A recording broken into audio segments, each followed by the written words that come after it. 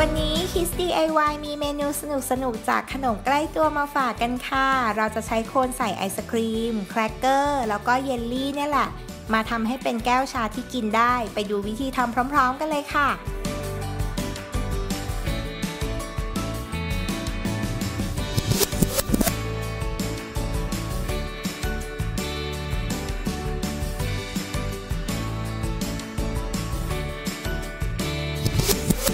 เริ่มจากนำไวท์ช็อกโกแลตไปละลายก่อนนะคะ จากนั้นก็นำแครกเกอร์รูปเพรสเซลค่ะมาจุ่มลงในไวท์ช็อกโกแลตที่เราละลายเอาไว้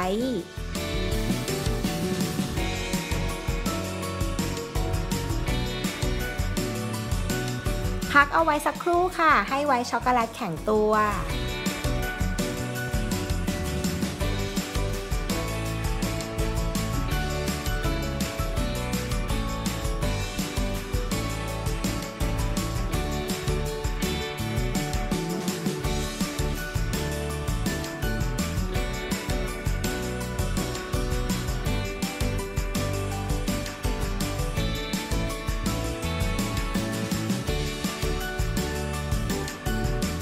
ระหว่างนี้นะคะให้นำโคนไอศครีมมาจุ่มลงในไวท์ช็อกโกแลตค่ะ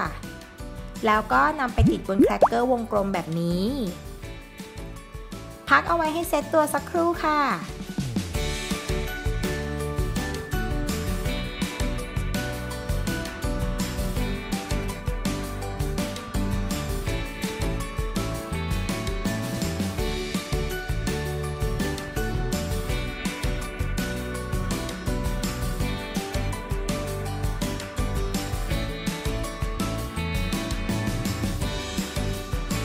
พอทุกอย่างเสร็จตัวดีแล้วนะคะก็มาตกแต่งกันเลย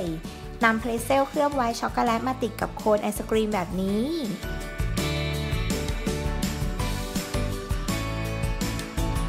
เริ่มเป็นรูปเป็นร่างเหมือนแก้วชาขึ้นมาแล้วใช่ไหมล่ะ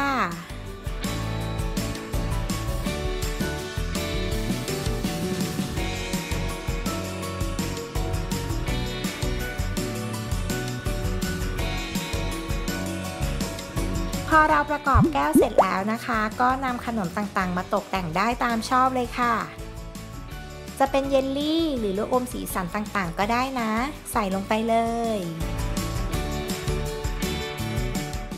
เรียบร้อยแล้วค่ะแก้วชากินได้ของเราเมนูนี้สามารถช่วยน้องๆฝึกพัฒนาการด้านสมาธิแล้วก็ EQ ต่างๆนะคะรวมถึงความอดทนแล้วก็ทักษะด้านศิลปะอีกด้วยครั้งหน้า Kids DIY จะมีเมนูไหนนะคะมาให้สนุกกันอีกอย่าลืมกดติดตามช่อง Kids Kitchen Channel นะคะกดกระดิ่งอัปเดตคลิปของเราด้วยนะ